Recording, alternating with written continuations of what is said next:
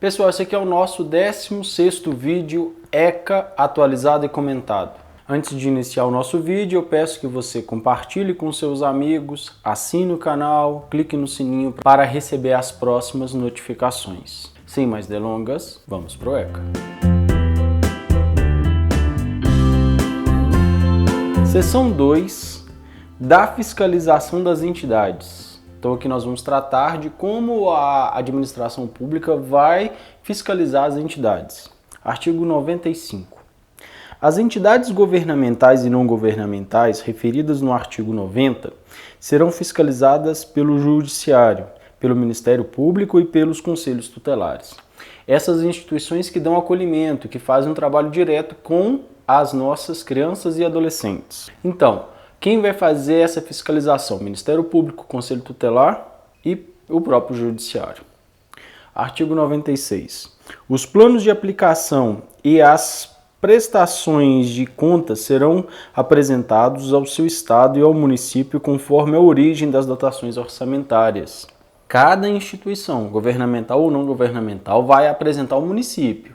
Aqui ele está ali subordinado às suas contas. A prestação do que foi gasto, ou seja, a prestação de contas, aquilo que foi gasto, tudo ao município, uma vez que é dali que saem as suas dotações orçamentárias e também mostrar a dotação orçamentária no caso das públicas. Artigo 97. As medidas aplicáveis às entidades de atendimento que descumprem obrigação constante no artigo 94, sem prejuízo da responsabilidade civil e criminal de seus dirigentes ou prepostos. Ou seja, aquelas entidades que descumprem as suas obrigações, elas têm algumas obrigações definidas, como nós vimos no vídeo anterior, e elas descumprem, elas não cumprem aquilo que deveriam cumprir. O que pode acontecer com elas?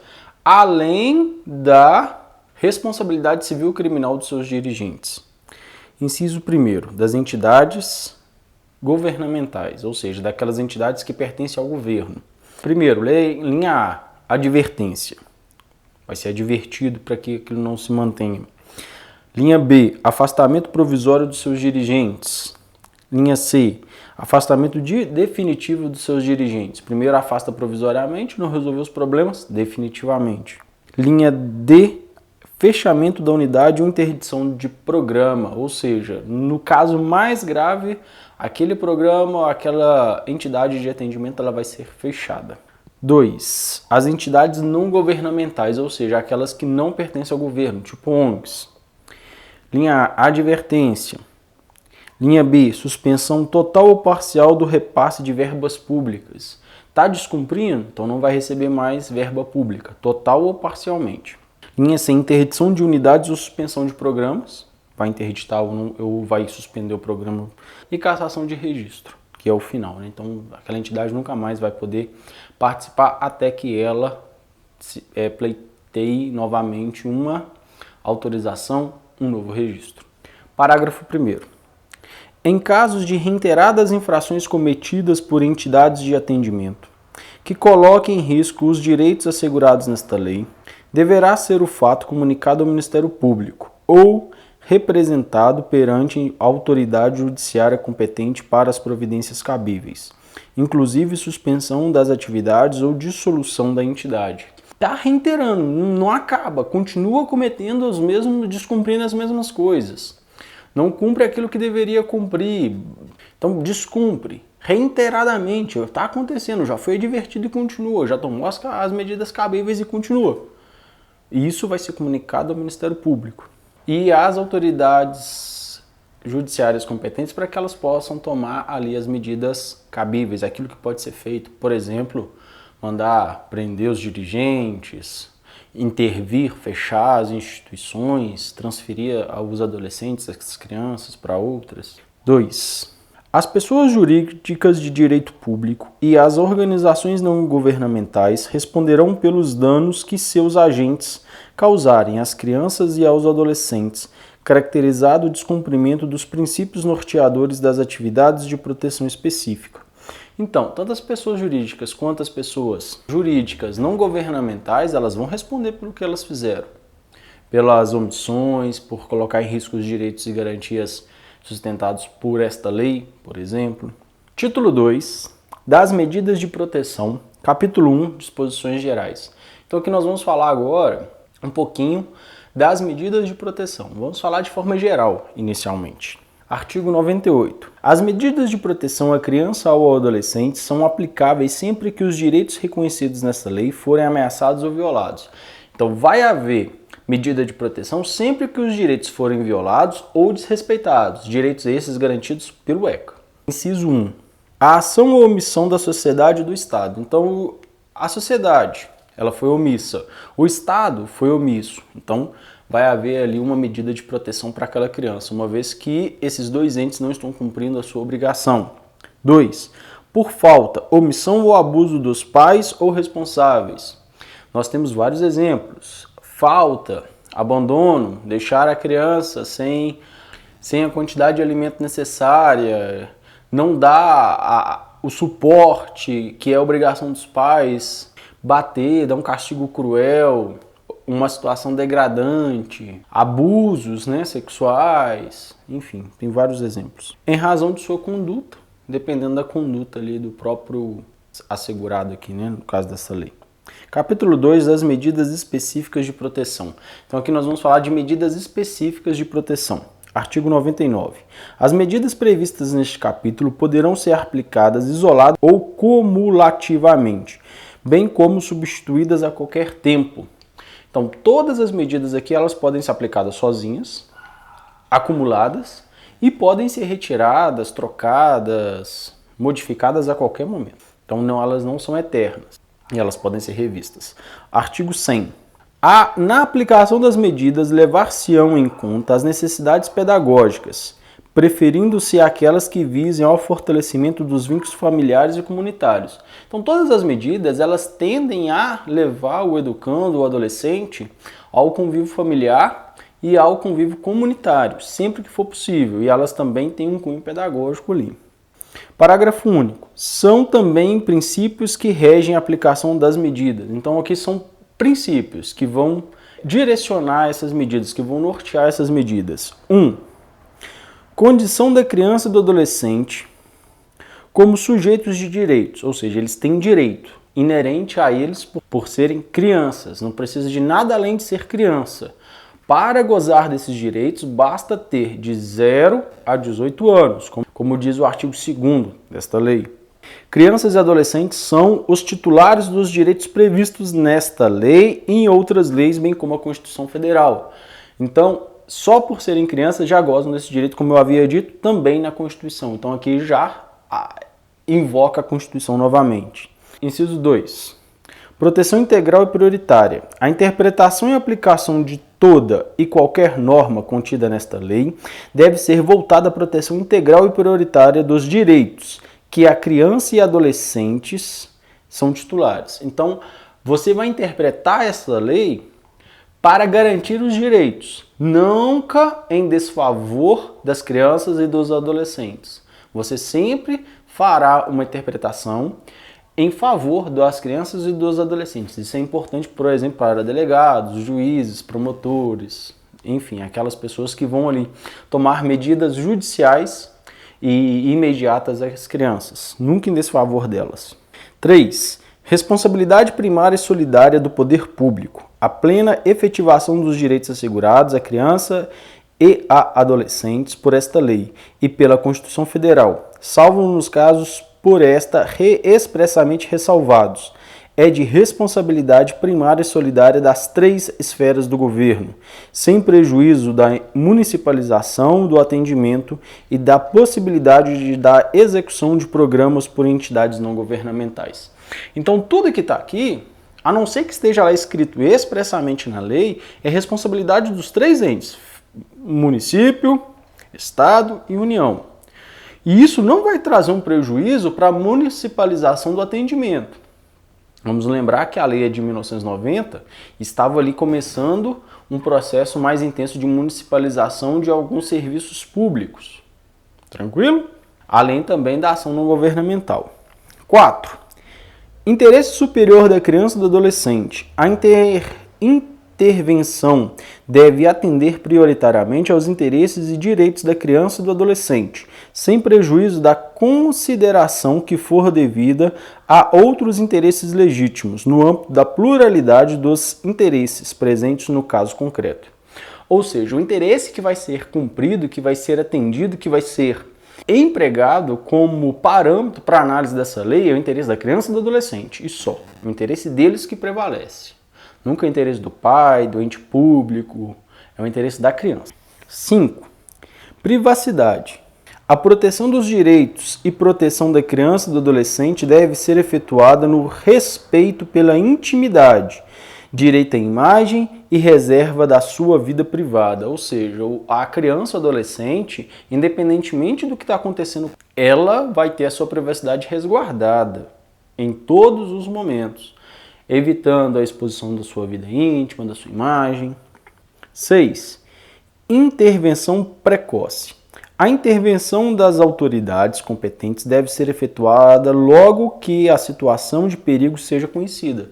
Por isso da importância de dar ciência, dar prosseguimento a relatos dos nossos educandos, dos nossos alunos, quando são crianças e adolescentes. Se eles dão sinais de maus tratos, abusos, que algum dos seus direitos estão sendo violados, nós professores temos a obrigação de relatar isso o mais rápido possível, porque a intervenção ela tem que ser precoce, ela tem que ser logo após a ciência daquele fato, da ocorrência daquele fato, para evitar ali novas consequências, que aquela situação prevaleça por muito tempo. 7. Intervenção mínima. A intervenção deve ser exercida exclusivamente pelas autoridades e instituições cuja ação seja indispensável à efetiva promoção dos direitos e à proteção das crianças e do adolescente. Ou seja, vai atender aquilo que é essencial, que é necessário. Não é necessário que haja ali, por exemplo, uma intervenção de uma determinada ONG, ela não vai intervir. Vai intervir aquilo que é necessário, aquela instituição que ela é essencial para o bem-estar da criança e do adolescente. A intervenção ela é mínima, para criar a mínima consequência, a mínima exposição daquela criança e do adolescente a situações que não lhes são devidas. 8º, proporcionalidade e atualidade. A intervenção deve ser a necessária e adequada à situação de perigo em que a criança ou adolescente se encontra no momento em que a decisão é tomada. Então ela tem que ser proporcional. Eu não vou tomar uma atitude maior do que a necessidade para evitar a exposição da criança mais uma vez. A criança necessita ser retirada do lar e colocada em uma família substituta ou dentro da família ampliada. Eu não preciso mandá-la para adoção. Então ela é proporcional, a proporção daquilo que é necessário. E ela tem que ser atual, a necessidade dela atual. Se antes ela precisava permanecer afastada e hoje não, ela não vai mais ficar afastada, uma vez que aquilo não é mais atual, aquela necessidade. Responsabilidade parental. A intervenção deve ser efetuada de modo que os pais assumam os seus deveres para com a criança e o adolescente. Então, todas as intervenções elas vão de encontro a obrigar os pais a atender aquilo que é responsabilidade deles. Há uma necessidade de mostrar para o responsável ou para o pai que ele tem obrigações com a criança e essas obrigações devem ser efetivadas. 10º, prevalência da família. Na promoção de direitos e na proteção da criança e do adolescente deve ser dada prevalência às medidas que mantenham ou reintegrem a sua família natural ou extensa, ou, se isso não for possível, que promova a sua integração com família adotiva. Todas as ações vão ser para manter a criança junto com a sua família, no seu lar, ou com a família estendida, no caso. Se não for possível, essa criança vai para a adoção, o mais rápido possível, para evitar um período de desligamento de laços familiares. 11. Obrigatoriedade da informação. A criança e o adolescente, respeitado o seu estágio de desenvolvimento e capacidade de compreensão, seus pais ou responsável devem ser informados dos seus direitos, dos motivos que determinaram a intervenção e da forma como esta se processa. Então, vai respeitar o grau de desenvolvimento de cada criança ou adolescente. Um bebê não vai ser, né? Não vai ser informado do que está acontecendo com ele, evidentemente, né? Dentro de uma medida de proteção. Mas um adolescente de 16 anos, ele tem total condição, dentro do seu desenvolvimento padrão, o comum para a sua idade, aquilo que se espera de um adolescente de 16 anos, de entender tudo que está acontecendo e ele ser informado das consequências, dos motivos que o levaram àquela medida. 12. Oitiva obrigatória e participação. A criança ou adolescente, em separado ou na companhia dos pais, de responsável ou de pessoa por si indicada, bem como seus pais ou responsável, tem direito a ser ouvidos e a participação nos atos e na definição das medidas de promoção dos direitos e de proteção, sendo a sua opinião devidamente considerada pela autoridade judiciária competente, observados os dispostos nos parágrafos 1º e 2º do artigo 28 desta lei. Então as oitivas, ou seja, a criança vai ser escutada, o adolescente vai ser escutado, os pais vão ser escutados. Mesmo se ele estiver acompanhado ou não do responsável do pai, ele vai ser escutado. E a sua opinião vai ser respeitada na medida do possível. A criança que foi abusada pelo pai ou pela mãe quer manter-se junto a eles. Isso não vai ser respeitado. Mas dentro da medida do possível, vai ser respeitado sim a opinião da criança e do adolescente. 101. Verificada qualquer das hipóteses previstas no artigo 98, a autoridade competente deverá determinar, dentre outras, as seguintes medidas. Então aqui nós vamos falar especificamente das medidas cabíveis. Inciso 1. Encaminhamento aos pais ou responsável mediante termo de responsabilidade. A criança foi pega cometendo um ato infracional. Encaminha para o pai ou responsável mediante a assinatura de termo de responsabilidade, que não vai voltar a acontecer aquilo novamente. 2. Orientação, apoio e acompanhamento temporário. Pode acontecer, a criança vai ter ali uma orientação, um apoio, mas por tempo determinado. 3. Matrícula e frequência obrigatórias em estabelecimento oficial de ensino fundamental. Uma criança foi identificada em trabalho infantil e não estava estudando, então a matrícula ela pode ser e a frequência pode ser determinada por uma medida, né, de proteção. 4. Inclusão em serviços e programas oficiais ou comunitários de proteção, apoio e promoção à família da criança e do adolescente. Então, ele pode ser incluído em programas e serviços que vai ali protegê-lo, né, que vai tentar ali garantir os seus direitos básicos. 5. Requisição de tratamento médico, psicológico ou psiquiátrico em regime hospitalar ou ambulatorial. Pode ser que seja necessário que aquela criança permaneça em tratamento médico, psicológico, psiquiátrico. Isso vai ser uma medida de proteção aplicável, caso necessário. 6. Inclusão em programa oficial ou comunitário de auxílio, orientação e tratamento alcoólatras e toxicomanos, ou seja, pode mandá-lo para um tratamento junto ao OAA, junto a uma entidade para ajudar a parar de beber ou usar drogas, dependendo se identifica a criança ali já está viciada, né, em algum tipo de droga lícita ou ilícita. 7. Acolhimento institucional, nós já estamos bastante acostumados. 8. Inclusão em programas de acolhimento familiar, colocação em família substituta. Parágrafo 1º. Acolhimento institucional e o acolhimento familiar são medidas provisórias e excepcionais. Então eu vou colocar a criança no acolhimento institucional ou no acolhimento familiar, é uma medida excepcional, é provisória. Utilizáveis como forma de transição para a reintegração familiar ou, não sendo esta possível, para a colocação em família substituta, não implicando privação de liberdade, ou seja, ela vai ser colocada nessas situações, mas não é uma privação de liberdade.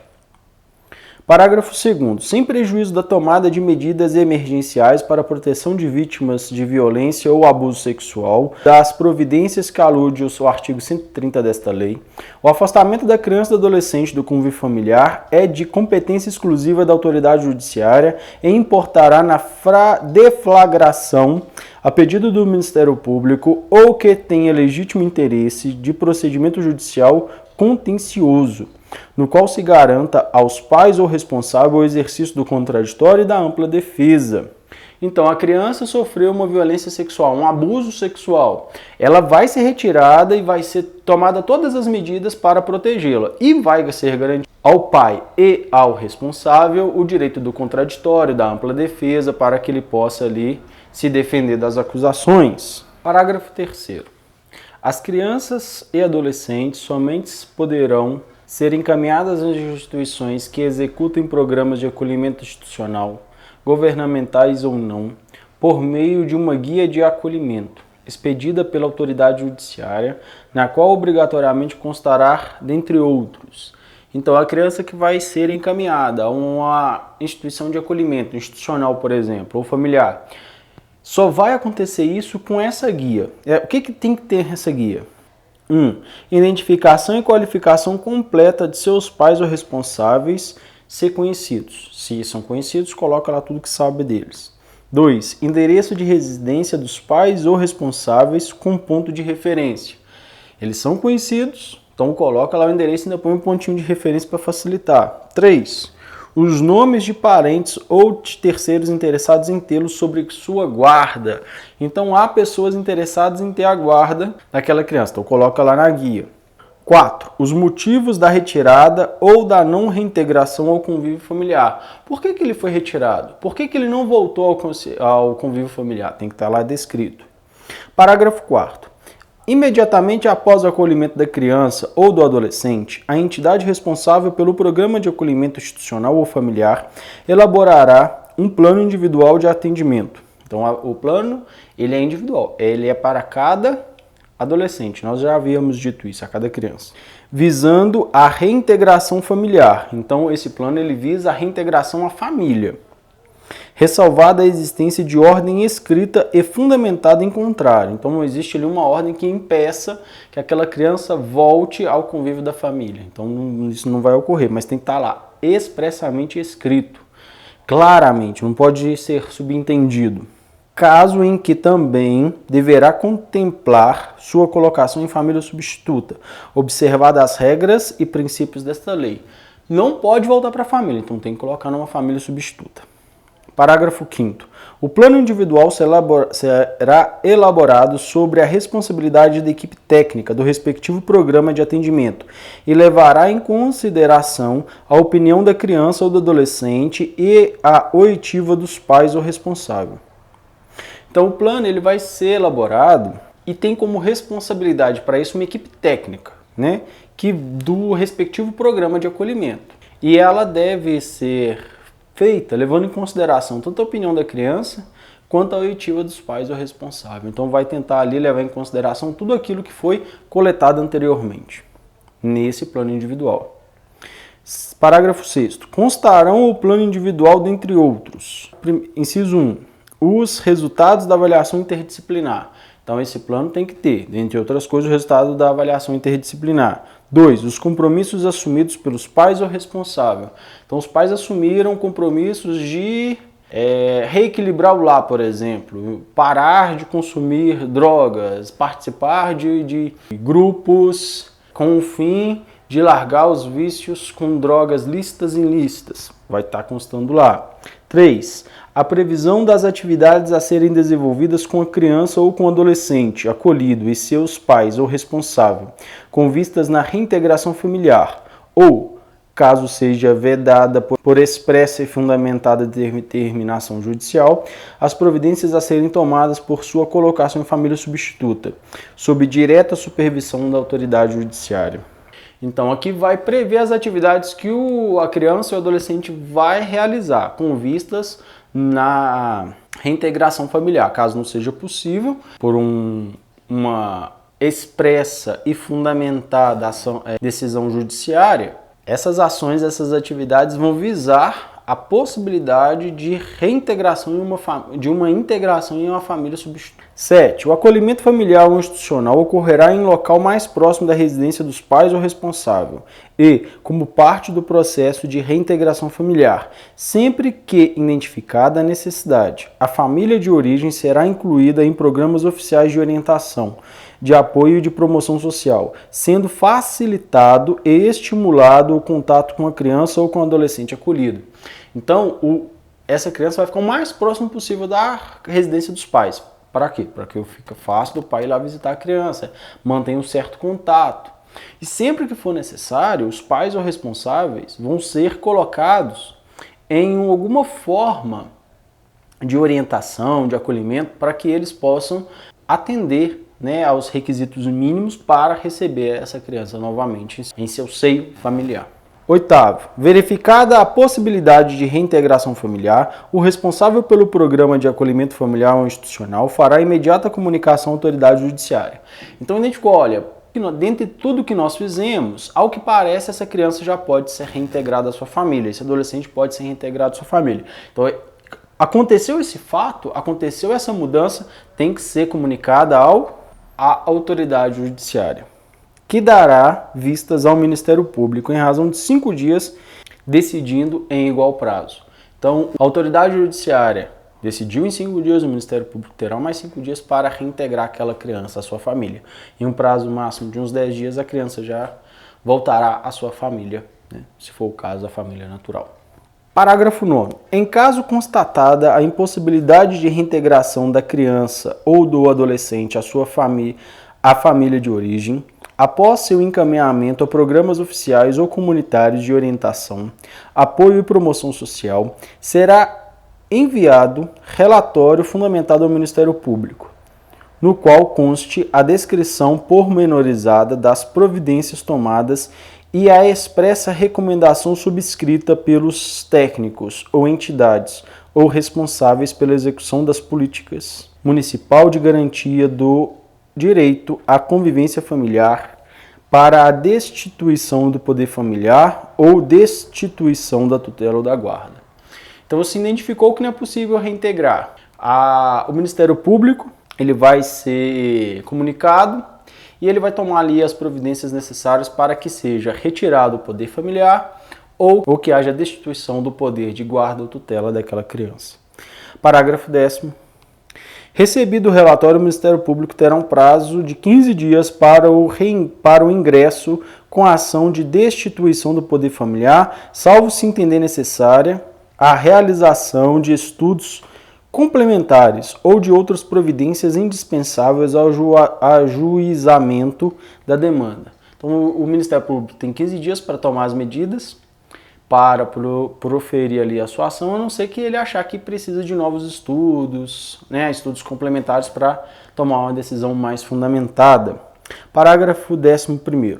A autoridade judiciária manterá em cada comarca ou fórum regional um cadastro contendo informações atualizadas sobre as crianças e adolescentes em regime de acolhimento familiar e institucional sobre sua responsabilidade, com informações pormenorizadas sobre a situação judiciária de cada um, bem como as providências tomadas para a sua reintegração familiar ou colocação em família substituta, em qualquer das modalidades previstas no artigo 28 desta lei.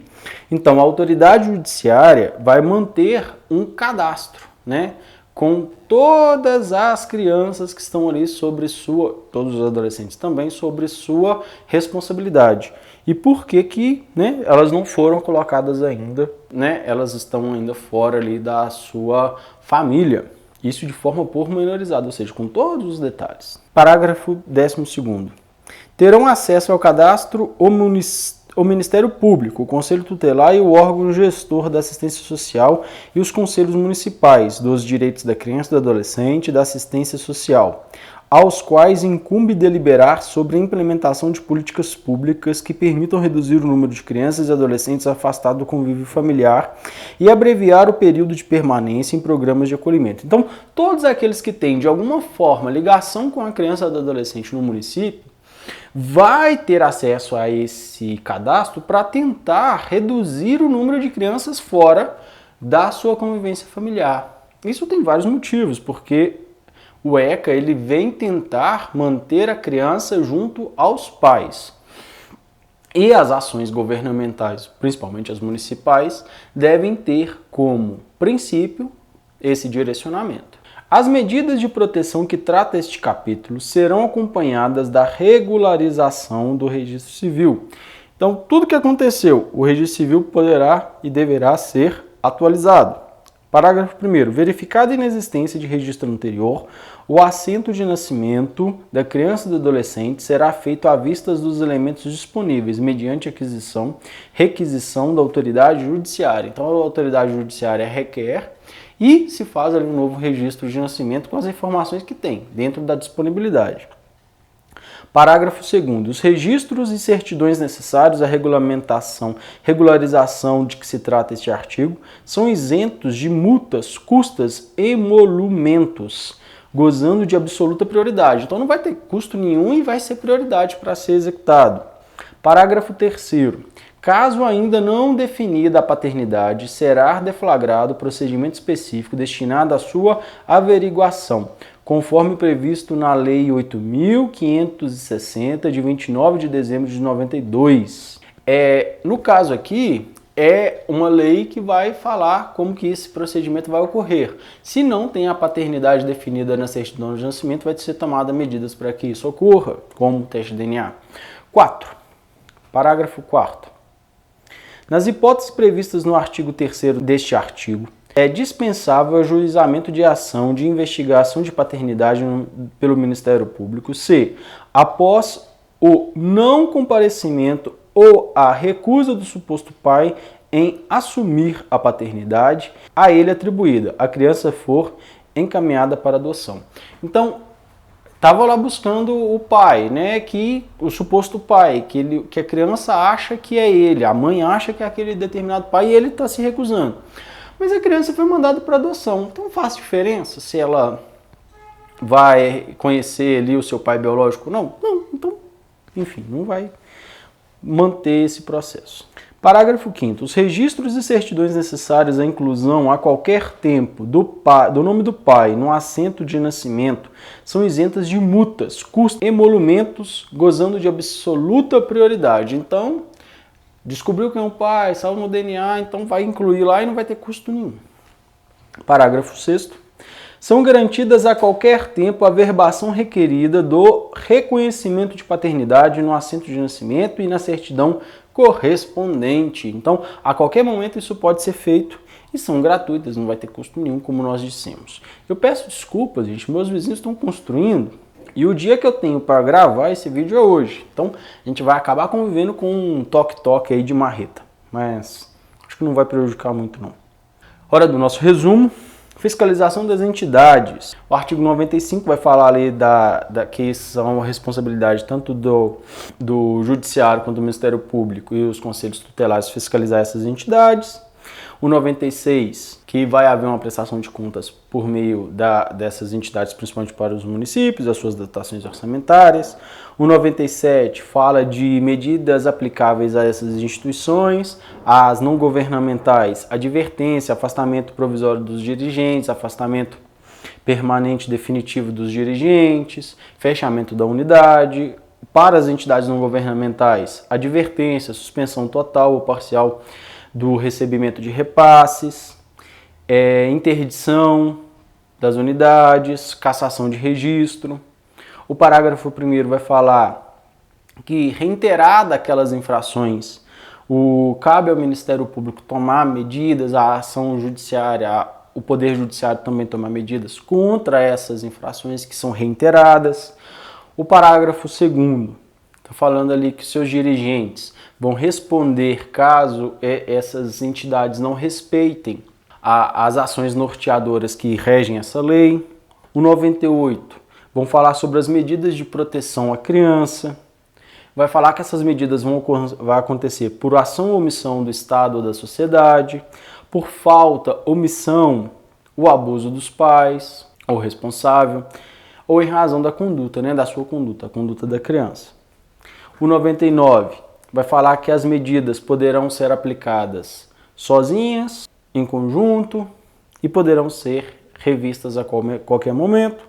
Os 100 vão falar sobre a necessidade de ter essas medidas com um cunho pedagógico, para evitar que isso volte a ocorrer, fortalecendo o vínculo da família. Aí vai ter vários parágrafos falando ali, do que rege essas medidas, Aí falando que a criança deve permanecer no seio familiar, que as crianças são dotadas dos seus direitos, elas são seres que têm direitos garantidos tanto pelo ECA quanto pela Constituição, que a criança ela deve gozar de proteção integral, que é responsabilidade primária e solidária do poder público, que a criança deve sempre atender a um interesse superior à criança, o interesse que vai ser guardado por essas medidas é o interesse da criança, do adolescente, que tem o direito à privacidade dos dados, a criança nunca vai ser exposta, a intervenção precoce, o mais rápido possível, a intervenção mínima, usando aquilo que é necessário, né, sem expor a criança,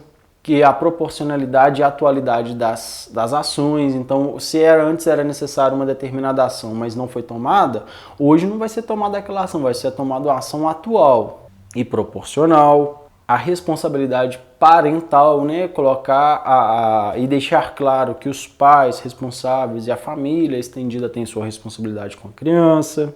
A prevalência da família, a obrigatoriedade de informações, né, que deve constar ali nesses atos institucionais, oitiva obrigatória, a criança deve ser ouvida, os pais devem ser ouvidos. Lá no 101 vai falar que a ação judiciária, o Ministério Público poderão determinar algumas ações, encaminhamento dos responsáveis, orientação e apoio, matrícula e frequência no ensino fundamental, inclusão em serviços de programas oficiais e comunitários de promoção à família e adolescente, requisição de tratamento psicológico, médico, psiquiátrico, inclusão de programas oficiais, comunitários de auxílio e orientação, acolhimento institucional, colocação em família substituta, inclusão em programas de acolhimento familiar. Parágrafo 1º desse artigo ainda vai falar sobre o acolhimento familiar. O parágrafo 2 vai falar que essas medidas, caso tenha ali uma ação de algum familiar em abuso sexual ou violência sexual, vai ser dado a ele o direito do contraditório e de ser ouvido, da ampla defesa, mas aquela criança vai ser retirada daquele convívio familiar. A criança só vai poder ser encaminhada para um abrigo, para uma instituição de acolhimento, caso tenha uma guia preenchida. Aí vai falar como que essa guia vai ser preenchida, tem todos ali os parâmetros, os endereços do pai, da mãe, os motivos da sua retirada. Aí vai falar de um plano, né, de ação junto com a criança. Esse plano ele é individual, cada criança vai ter o seu. Vai falar o que consta nele, todos os dados. Aí vai falar sobre a orientação para os pais em caso de acolhimento institucional. Vai falar sobre os prazos que o Ministério Público tem a partir do momento que se verifica a possibilidade de reintegrar aquela família. Vai falar dos prazos a partir do momento que não é possível reintegrar aquela família, quem deve tomar as medidas. Aí vai falar de um cadastro, quem tem acesso a esse cadastro, por que as pessoas têm acesso a esse cadastro das pessoas que estão ali em acolhimento institucional. O 112 vai falar das medidas que devem ser tomadas, né, para a regularização civil, a inclusão do nome do pai, a busca do nome do pai, uma nova certidão de nascimento, de cadastro civil, enfim, tudo que é necessário aquela criança possa ali gozar dos seus direitos fundamentais. Eu agradeço quem chegou até aqui, mais uma vez eu peço desculpas pelo barulho, fique com Deus, até muito breve. Não se esqueça de assinar o canal e curtir.